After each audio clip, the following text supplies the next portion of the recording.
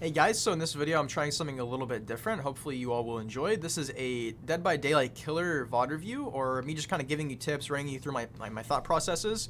And please forgive me, there's someone behind me. That's me. I forgot to turn off my camera for this, but I'm the one in front. I'm the one speaking to you. And so this is a killer called the Artist. She is currently, I think, like top 3 or top 4 killers in the game, behind Blight Nurse and one other. So she's really good. I'll be talking about, what she does throughout this game, but in this game I have a pretty difficult time playing in some good good survivors, and I think they're streamers as well. Probably not massive streamers, but they got some. No, never mind, this is not that game. So this is also the event here, grabbing an envelope. So what I like to do straight away as this killer is I like to throw my birds around the map toward generators, and I just like to see kind of like where they are. Here I'm being a little bit too slow with it. I think I'd typically be faster. And if you hear a noise, that means that you've hit one of the survivors with your birds, and they're gonna have to take that off of them, or that's gonna be bad for them. And so here I know that there's one here. He runs right into me, and I knew that he was there. And also one thing that I was able to pick up on subconsciously here is that, okay, one person ran out of here, but the gen is already like 75% done, so there has to be someone else inside of this room. And surely enough, because the game's only been started for like 20 seconds or less, right? So we know there has to be someone else in here. And so here, I'm not going to chase because I want to hit the gen. The gen's already pretty close. I don't want to chase that guy because the other guy that I hit already could come back and finish the gen. And we don't want that to happen. So I'm just going to be hitting the gen. Another thing you notice here is whenever I throw a bird next to someone but it doesn't hit them, they're going to have a little heartbeat, which is extremely useful for tracking people. So yeah, and then of course scratch marks are your best friend whenever you're trying to chase someone. So now basically what I'm trying to do is either figure out, okay, do I want to chase someone that I've already hit, or do I want to go for another gen and use my birds or something. And so on this map there's 2 stories. Your birds are only so high. It's not like a breach stun, but here we know that he's right here. He runs right into me. Oh wait, I think he healed. He healed there. I think he healed, and then we had to hit him again. So, and also whenever someone has birds on them and they don't repel them, you can use your birds again to damage them. Your birds also damage up close, but it's kind of hard to hit people up close with them. So here, it's really just kind of about predicting where they're going to be moving. And here you see it's kind of satisfying to hit them, and they go down. So going to be pretty free hook for me. You see my gen perk activates on that gen over there, which I was already at. So that means someone did actually come back, and that's a good direction for me to be heading now if I want to. Also, I noticed that this killer kind of glitches out sometimes. Whenever you try to throw her birds, you can't always throw them. So here straight away, I thought I could grab her, but I think she got up at the last second, meaning I couldn't grab her off the gen. Here, just gonna break that. Here, I'm just kind of trying to predict where she's gonna be. I'm able to hit her there. It's okay to miss sometimes. Here, people that throw pallets down straight away, it's just kind of bad. So try not to do that. If you're a survivor, try to like bait it, right? Try to run through the pallet and keep running, or try to stand around the pallet and then fake the killer out that you're gonna throw down. Here, just another second free hook for me. So yeah, the thing about this map, this is a Gideon meat plant, which means there's gonna be 2 stories. There's going to be 2 stories, and here we can actually hear no, this is not a totem, this is an envelope. Excuse me. Yeah, they're going to be 2 stories, which means, like I've already kind of mentioned, you can't really throw your birds if you're on the top story, you can't throw them on the bottom story, so you kind of need to be playing on the level that you're at. Again, I'm worried about this gen just because I don't want them to finish it. I want to prolong it as long as possible. I thought there might be a survivor in here, but there's not. I probably shouldn't have checked both of these, but yeah, the reason you want to play around a generator that's almost done is because, one, you can prevent it from being finished straight away, and also it's really attractive for survivors to want to go there because, like, oh, it's so close, let's finish it. But you can really prevent that if you're just standing on top of it. Now you can't do this for too long because you also need to consider other generators around the map, especially if you get survivors that are in a stack. These guys are fortunately not the best in the world, but here I decided to just break the pallet because breaking pallets is most of the time a good thing, unless you're in the middle of a chase that you need to finish, like you want to down him. Sometimes you can maneuver around the pallet instead of breaking it straight away. So here, for example, I go backwards because as a killer, you have a red light on the front of you. So whenever you have a red light in front of you, if you go backwards, it looks like you're going the other way, and you can trick a lot of survivors like that. If they're, especially if they're not looking at you. There, I lunged from too far away. There, you actually do trick him there, as you can see. I run backwards and he goes the opposite way. You're unable to hit him. So just some good maneuvering, good faking. You can go backwards, you can pretend you're going one way and then go the other. You can do that as pretty much any killer. So yeah, here I think I'm looking to see if there's a white hook that I could go to instead, because white hooks are better than the normal hooks for me for damaging generators. That's the perk that I have on here. I think that's actually the artist's perk. It's like, I don't even know the name of it. This is my Onryo perk, which whenever someone's close to finishing a generator, there's a chance of that happening if they miss a skill check. So we saw him go into here. He's very silly for that. It's kind of funny.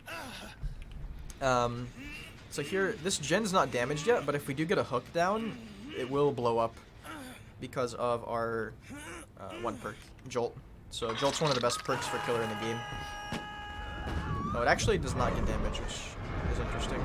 Maybe I wasn't close enough. You see, this gen's basically done, so we really need to work on this one as well. One thing I will say as killer, there's really...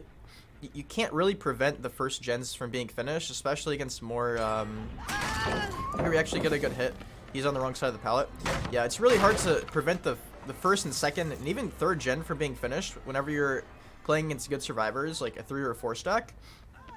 It's not impossible to prevent that, so this guy's kind of trolling here. So it is okay to let, you know, the first and second gen go, but try to prolong that as long as possible. Another thing I will say is, being a killer, I really like to try to, I like to make the game as fun as possible for the survivors. That doesn't mean that I'm going to let everyone escape or that I'm going to give every last person the hatch, especially if they don't deserve it. But if they do deserve it, I often will give them the hatch, like especially if they had like bad teammates or something, and I can very clearly see that. But I like to not target people. I like to not camp. I like to make sure that I'm going for everyone unless I'm just losing. Like if I'm losing really hard, then I'll try to get someone that I can kill, you know, because that's kind of just fair that way, because you know they're already stomping me anyway. So, but that doesn't usually happen. Usually, I make it a pretty fair, easy game. So here I have an add-on for artists. Here I just try to go for this totem because the totem is really annoying. Here I'm not sure what I'm doing. I think I'm trying to figure out if I want to chase or if I want to go to a gen. Here again, I'm just hitting gens to try to see where the other people might be while I'm chasing this guy. Yeah, it's a pretty free hit onto this guy. So we're not really sure if people are on gens right now or not. There's going to be a hit. So there's one on gens. So now there's only 2 gens left. You might be thinking, oh, you better hurry up, Duckeeh. But actually, you don't really need to worry now because... especially when you get down to the last 1 or 2 gens, things become a lot more favored for the killer as long as you're actually going around to the gens and checking them. Now, if you're not checking the gens, that's going to be a bit of a problem, right? Because then, you know, they're just going to finish the gens. But if you're actually aware of which gens are close to being finished, then typically, as well as also the gens are not super far around the map, like they're not super well spread out, if the gens are all really close to each other, like the last 3 gens or last 4 gens are all close to each other, kind of like how they are here, it's very easy for you to maintain control. So here I'm going to just break this pallet because I'm not in a fight right now, but if there's a survivor that comes to this area later, they might use that pallet and it might be pretty bad for me. Here I run straight into this guy. It's a free hit. And here I just want to kind of listen. Okay, are they on this gen? No. Okay, I'm going to break this door just in case I need to come down here later. Sounds like, yeah, nobody's on this gen, but I can still damage it. I don't know if I should have actually broken this door. I think it's favorable for me just because I can, you know, check the gen and listen pretty easily. So here, I'm trying to think, how can I cut this guy off? He's going upstairs. Okay. So here we hear this totem again. He keeps using that totem. So I'm not even going to chase. I'm just going to hit the totem. I see a free hit right there. I'm going to break the totem and hit the pallet because, you know, totems really... It's pretty bad. It speeds up the survivor's heals quite a lot. And it also makes it so that they don't need to be together to heal. Unless, of course, they have a med kit. They can heal on their own anyway. Here, I didn't realize this guy was right in the corner. So again, going to be a free down for me. So these guys right now really need to be healing and getting onto a gen straight away. But it's just very difficult whenever I can throw birds at any gen. Just kind of check. So yeah, you should be throwing birds very often here. Here I'm just throwing this. I decided to damage this straight away because I can tell that they're working us. And I'm like, okay, she hasn't jumped down yet, but so I want to start going up the stairs to make her go down, and then I'm instantly going to run away because I already know there's no chance I can really capitalize on that as a killer. Because it's just hard. It just takes a long time to vault over that.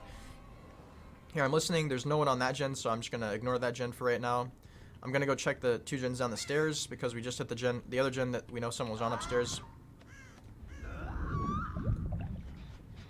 So it sounds like someone is here. Yeah. So that does stun me. Sometimes it's okay to be stunned by a pallet. Especially here, you don't really need to chase again. In the last few, whenever it's down to 1 or 2 gens, I actually don't know what this perk is. I think that's a flashbang from Leon. I think that's what that is. It's actually okay to be playing gens at this point, especially if you're doing pretty good so far. You're gonna keep gaining blood points. It's good to remember spread out your blood points. Don't just go for hooks. Don't just go for survivors. Try to spread it out evenly, nicely. And that's kind of what we see me doing here. It's okay to go for survivors occasionally, but if there's a gen being worked on and it's like, you know, especially if it's already like 70% done, you really want to hit it. And you know, yeah, always check the gens. Make sure there's not like 3 survivors on a gen or something. So here we catch someone over here, so I'm going to go straight over to here. It's probably the Meg again. They actually do finish this one.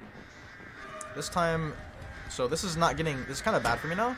Here, I'm actually going to chase because I'm a little bit closer behind her, and so it's a little bit more favorable for me. Oh, that was so bad for me. I can't believe that happened. So this is what I mean by a good survivor right here. Because, you know, this shouldn't have worked. The locker play should not have worked on me, but I clicked on the wrong locker. But this is really good right here because typically I would almost always expect a survivor to throw this pallet down. Like 9 out of 10 times, or 95% of survivors would throw this pallet down. So this guy's pretty, you have to have guts to do this. You have to have guts not to throw it down. But by doing that, it creates more distance between me and her. And I might actually choose to just not chase her. No, I'm going to cut her off. So now I'm pretty close. But if I know a survivor's really good, and I know that they're wasting my time, whether that's their intention or not, I'll just kind of not worry. So here I'm able to one-shot her because she takes off my birds and she's one-shottable. But yeah, if I know the survivor's really good, I'll just kind of avoid chasing them, and I'll make sure that the gens are not being finished. So right after I hook this guy, I need to go straight to gens because gens, you know, one of the other 2 people could be working on gens right now. They could both be working on 1 gen, and that means, yeah, we have barbecue and chili, so we can see where people are after we hook someone occasionally, and that's really nice, obviously, as well for the artist ability. I don't know why I threw that there. He has to be coming up these stairs. He has to be around these stairs if he wants to come up. We're not really sure where he is. You might see him though. There he is. And so this is going to be another free down. So this game's going to come to a close here. Oh, he has dead hard, so we have to remember that. We have to remember whenever someone dead hards, you have to remember who they are, like remember their name or whoever character they're playing, and then just remember to wait as a killer before you lunge at them. Right, so this is going to be just a free kill. Trying to look around for a hook as soon as I down him, just to see where should I go before I pick him up. So I'm going to go for this white hook because, again, that's going to favor me, and it's going to favor damaging gens because of my 1 perk that I have. There's also the artist perk. Okay, so now we're just down to 2. We know that the other guy had to unhook the guy, so I might go check gens here. I might throw birds because the birds are free. There's no downside, really, at all to using them. So I know they're not there. They might be up on this gen. Looks like one of them just got healed, so either they have a totem, they have a medkit, or they're healing each other, right? So here I'm actually going to break the door because, again, breaking doors is often extremely favorable. It does sound like they're up here, so we see 1, we see 2, and they're both, sure enough, right here. This means they're also healing earlier. It's like they jump down, so again, I'm just going to hit the gen. There's no rush, no need to rush. You know, they're not going to win this game unless they do a gen, so 1 might get out if there's a hatch. So here I'm running just backwards for funsies. Just show him, like, yeah, you're a good survivor, but I'm a good killer. You know, so here I go for a crazy lunge because the reason that I do this is because, right, I remembered that this guy is the guy that last time that's the guy that got into the locker, and he purposely waited at the pallet and didn't throw the pallet down. So a good survivor would probably throw the pallet down this time, especially if they think they're against a better killer. Because right here I'm expecting him to do the same thing, and sure enough, that's exactly what he does. He doesn't throw the pallet down. And then even after I hit him, he doesn't throw the pallet down, which might be good. I don't know. But he kind of paths incorrectly, and you see what I'm doing right here is really kind of tricky for him to deal with. It's tricky for a lot of servers. I'm pretending like I'm going to go back and forth, and I'm seeing if I can close the distance at all. Like, if the distance is this far initially, but then I do some movement, and then I get this close, then it's just going to be that much easier to try to get to him, because I don't really want to go through this pallet. It's kind of annoying to go through this pallet. I don't know why I look down there. So here I run backwards. I get stuck on something. And if it doesn't work on one survivor and they're clearly not, you know, they're not falling for the bait, then it's not really necessary. But here he does fall for it a little bit, so I just really don't like to deal with pallets that much, to be honest. Here I'm going to go backwards because that's exactly where he's running. Here I don't know how he fall on those stairs. Here we're able to down him.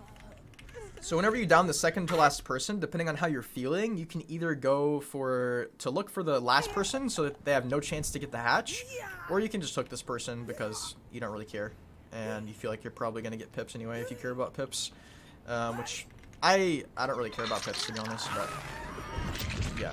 So this guy's going to die, so now it's either find this guy or find the hatch if you really want to try hard and be sweaty. You can give the hatch, but again, I don't really think that anyone in this game deserves the hatch. But here we can clearly see where this person is because they're activating this perk that I have, which means they missed a skill check on this gen. So that means they have to be somewhere around here. And he just gives his position away. As long as he doesn't run right into the hatch, which he does. He runs right into the hatch.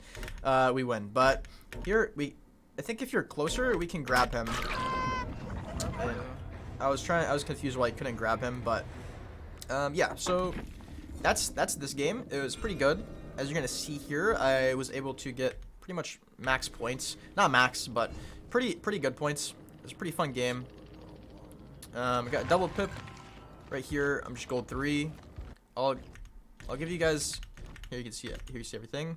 So yeah, all the blood points are inflated right now because of the event. Typically, these numbers are insane, but you know, pretty good game from me. I think I definitely could have got the last guy, but yeah, I'll give you guys some tips on how to get the highest rank if you're interested in that. You can see that over here in the top right. The highest rank is Iridescent 1. I've hit Iridescent 1 on Survivor. I just haven't played enough Killer to hit it, but I know I'm already really close, and it'll be no problem to get there. The main problem is playing against people, survivors like in 4 stacks that really know what they're doing. But yeah, anyways, guys, hopefully you enjoyed the video. Let me know if you would like more Dead by Daylight content for specific killers. Like this is the artist. If you want to see some different killers from me, I would absolutely love to do that for you guys. And I'll see you guys in the next video. Peace.